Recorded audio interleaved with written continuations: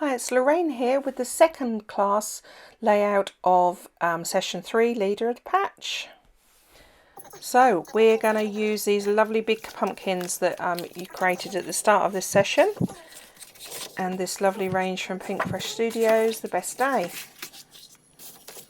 Okay, so we've got everything all together. You've got that piece left that looks like mountains that you've used for the first layout, and all these other lovely pieces left over, and a little pumpkin charm and some die cut ephemera. Okay, so we're going to start off with our white background and our two pumpkins and this lovely stripy paper. So that's going to form like a shelf. It's like a shelf design layout here. So I'm going to use that paper and cut a strip. Measurements are in your instructions, but it's the full 12 inch width. And I wanted to make sure that I'd got the colours I really wanted featured in this in this layout, which is the pinks and the oranges and the greens. So I made sure that was a piece that didn't have perhaps the navy or the lilac on. But of course, if you want to add different colours in, then go for it.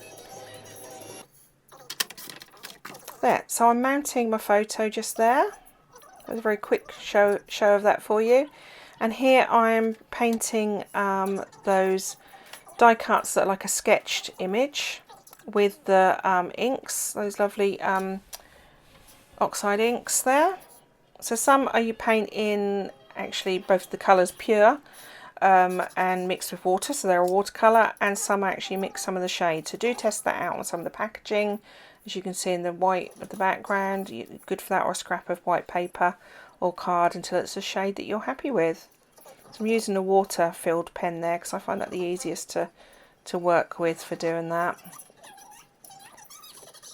So this adds a really nice sort of like organic, sort of botanical feel, using the black and white like sketched ephemera with the paint on. I really loved that look, made it look really natural.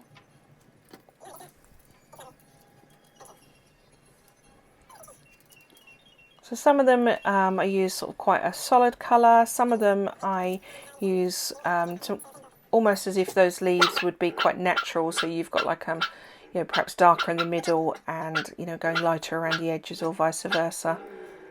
They dry really quickly, and you can add some on top, even, you know, perhaps a splash of the colour too if you wanted that effect. So this is the largest one.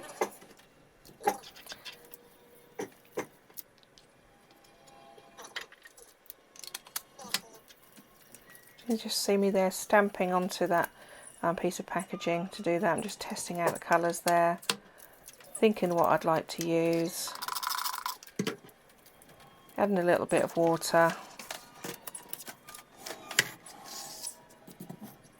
Okay, so there I've got some of the pieces that I've decided that I will probably be using on this page, but again, until it all comes together, you're never quite sure. So I'm thinking how I'm going to position this here. It's making me nervous watching this back, that I've got the plastic and the paint right under my arm, right by white paper. Okay, so I'm going to put that strip right through the middle. I decided I want that to not be such a defined edge. So there we go. I'm going to put some of the inks as packaging technique just underneath, which is where those pumpkins will be sitting. Just roll some kitchen roll over there just to help mop up some of the excess. So it looks like a toddler's crate at that point, but it's really wanted it just to look really kind of messy and natural. And I want it to come above that shelf and slightly below as well. So I've positioned that cluster with a little bit of temporary glue actually to keep the two pumpkins and the photo together while I lift that on and off.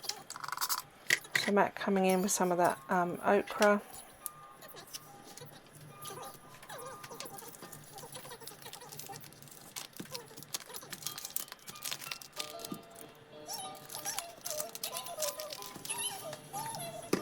It creates some nice hues over the previous colour. Just dabbing that so it's dry, not too wet on the page.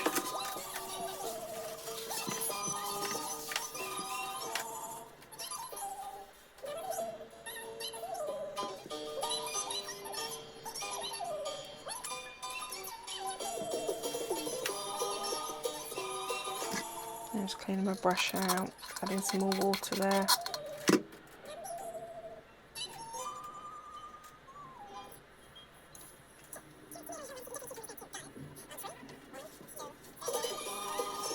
There, I'm really happy with that background.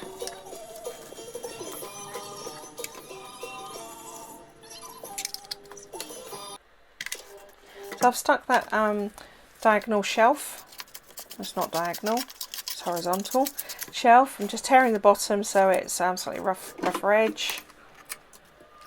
Just going to glue that straight down, running through the middle. Well, it's actually a quarter way up, but measurements again are in your instructions. And then the pumpkins are going to come in there, just deciding which colour I want in the background, which in the foreground. And how cute are they? Seems almost a shame to cover them up with a photo, but I really love the way that the photo sat on top of those and it formed that nice cluster of three things. So just add 2 stems to the top of it, cut from that vine paper used earlier, using the grid on the back as a guide. The photo is mounted on that ochre colour. And I'm just thinking here what I would like to cluster around before completely sticking everything down in that section. So now I want things overlapping and things sitting beside and underneath for that dimension. So I'm bringing in the focus of the colours here of the pinks, the greens and those sort of yellowy colours. So I'm just snipping some of the green leaves from the die cuts there, some of the white edging around it to use as the little pumpkin leaves. Depending on the colour you do these, you could also make them look like peaches and all sorts of things if you're doing a summer layout. And if you wanted spooky pumpkins, you could always draw some eyes and things on it, so you could really make these work for what photos you've got. So there, the photo is mounted on top of those. Keeping it really simple with some of the green leaves to the right and the left of the pumpkins on that shelf. It's almost as if the pumpkins are kind of literally on a shelf on the side of a field with all the floral and botanicals around it.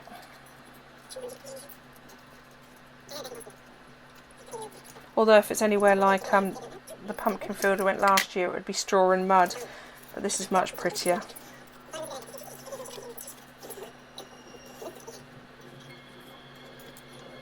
So there, just cutting some of those blossoms, using wet glue to just secure them in the middle so the leaves sort of stand proud. So there's some of the rust colours and cutting off things to add. Haven't yet come in with those painted pieces that we done previously, but they'll be tucking in around the pumpkin shortly. Yeah, just cutting off the rust there.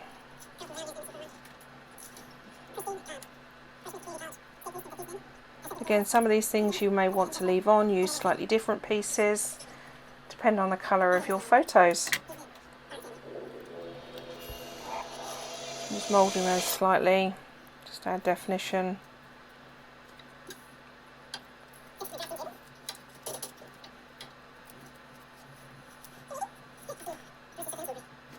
There.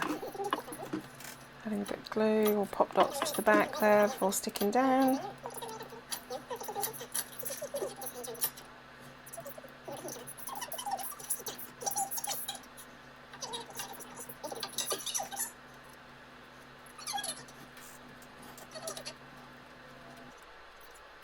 There, you can see at the bottom there under the photo I've added a title made up of some of those journal pieces and die cuts from the sheet of paper.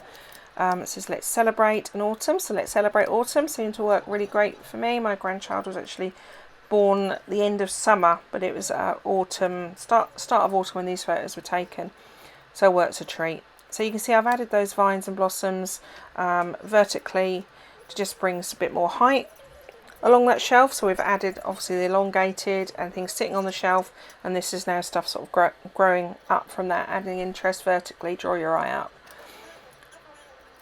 So some of the stems are hidden underneath, just to create what's in the background, what's in the foreground.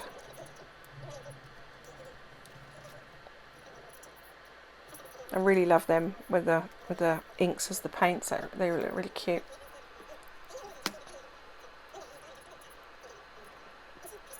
It's really quite a simple layout to come together with those pumpkins. Again, like the previous one, I wanted to not make it overcomplicated, just visually pleasing, so that those elements could really stand proud, and you focus on your hard work and patience making these origami pumpkins.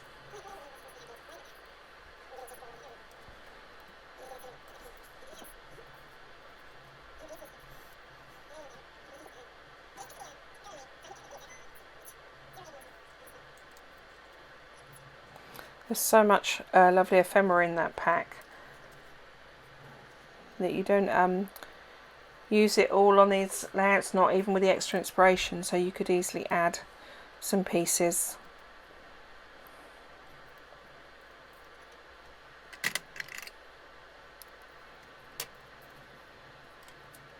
Just snipping them so they're the right height. So that's sort of graduated height on my little shelf.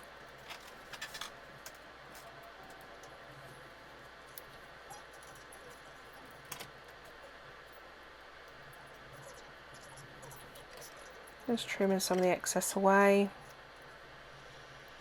This is the fun part of putting a layout together, hey? The fiddling and faffing part.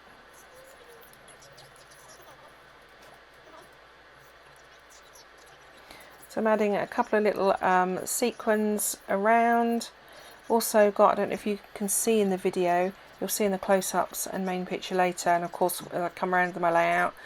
I've got some of the little coloured dots out of the centres of those Pink Fresh alphabet. So that's out of some of the zeros. And I think I've used some of the ones from the P's as well.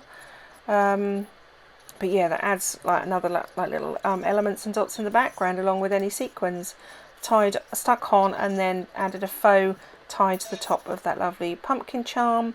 Another little blossom underneath, and then I'm just layering with some little bits of the pink paper there. You can see sort of banners to the top and the bottom, just to add further colour and border around that photo. So now comes the magic part to the pumpkins. So I'm going to attempt to make some tendrils here. I say attempt to make, it does actually work out really well, although I got very sticky doing it. Can't see it, slightly off camera here, so I apologise for that. But I've cut some short lengths, I think it's about 6 inches, just saying the instructions of that embroidery thread in the kit, and I've wrapped it around a thin, I think I'm using end of a paintbrush there, and added a bit of glue around the embroidery thread, to try and actually set and make tendrils. That kind of works, but of course it's stuck to the paintbrush. It was always going to, but actually by pulling just a bit of wet glue along that, like a PVA glue, etc. If it dries slightly, you then can mould it to make like the tendrils, and they stay like that. I mean, here I'm twisting it on a line of glue as well, so it makes little loops, so it looks like tendrils, but it is stuck to the page. But of course, if you're able to twist it around something and let it dry and then pull it off, then they would be, you could use them as really good 3D ones as well, which I do on the second one. But they're really cute. They added a really fun feel to it as well.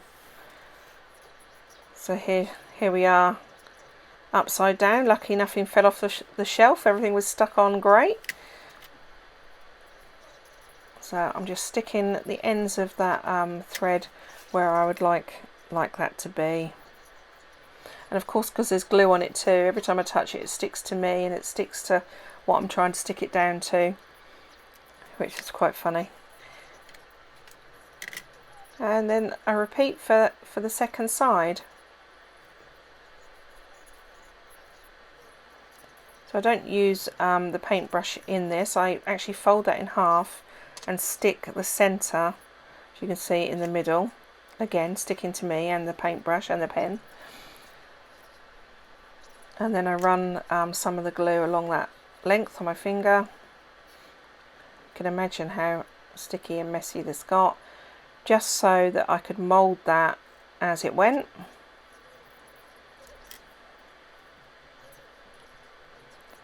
I mean, if you've got a lovely sort of like a copper or rose gold, very thin floral wire, of course you could actually twist, you know, like thread round it, and you know, that would really stay spiraled too.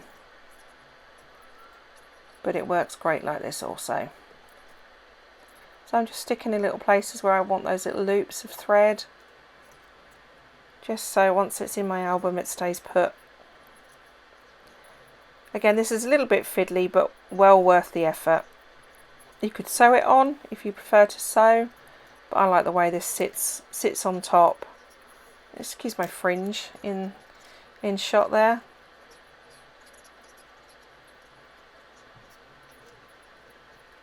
Which has also probably got glue in it after handling all this glue.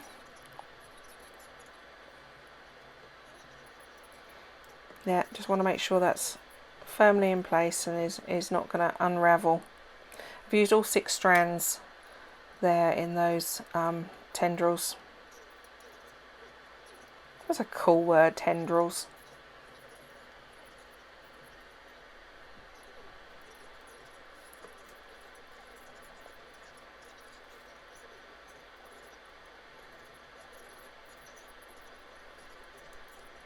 So just making sure every little bit is stuck down at different points so it doesn't unravel or fray. There. I'm really happy with that.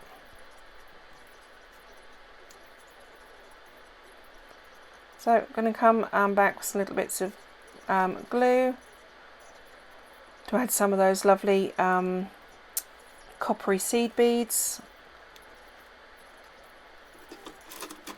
They go really well with this class, but difficult to see where I stick them. There you will have seen I've just added a pencil line for journaling.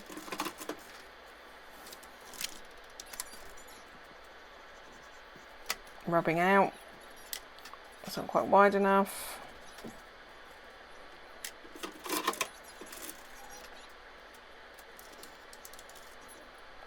And I just use 3 of the letters actually, and the Z's, because my granddaughter's actually asleep. So that's why I decided to use that on this page. I get wriggled around until I'm happy with their position. You can see I've also used the those lovely pink Fresh Studio letters on the white border, the bottom white border of my photo, where I've just popped the word baby.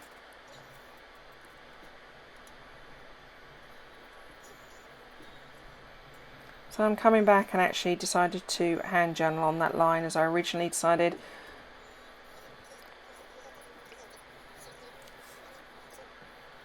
Nothing complicated, nothing deep and meaningful, just this is about the first photo shoot.